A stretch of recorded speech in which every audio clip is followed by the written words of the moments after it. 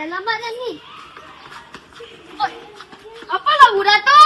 Mana tahu? Main langgar-langgar saja. Selamat pagi, cikgu. Selamat pagi, cikgu. Okey kelas. Hari ini kita akan belajar sains. Sila buka muka surat 34.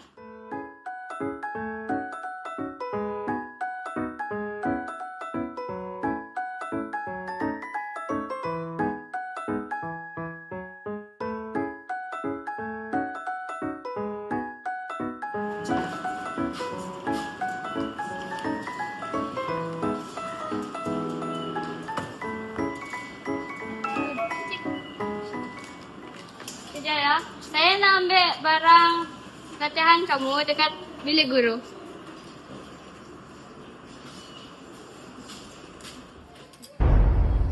Mana bulan tadi?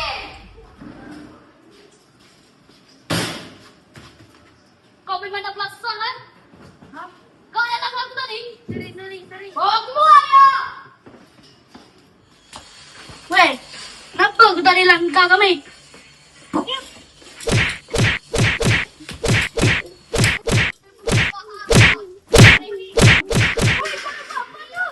Kau jangan tak juga!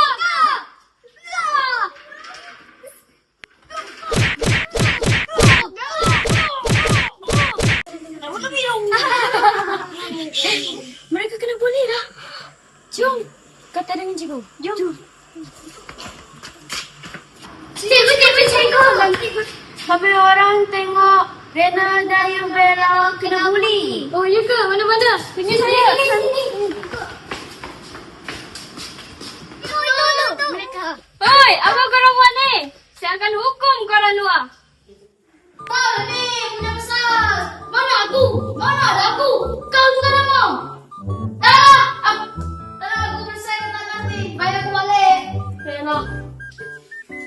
Jadi kawan-kawan janganlah membuli. Kan cikgu suruh cuci tandas pada muka. Betul tu. Kami dari BPSS ingin menyampaikan kami bersih boleh. Front. Apa pula tu?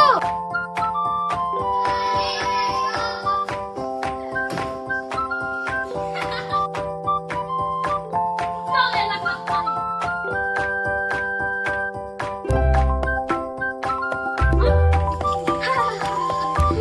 Weh, mereka kena bully dah. Kita beritahu cikgu. Jom. Hoi, apa korang buat ni?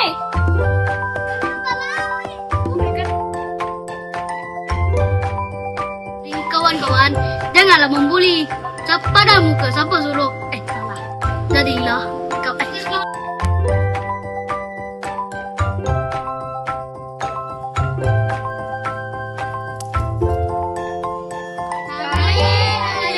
Boleh.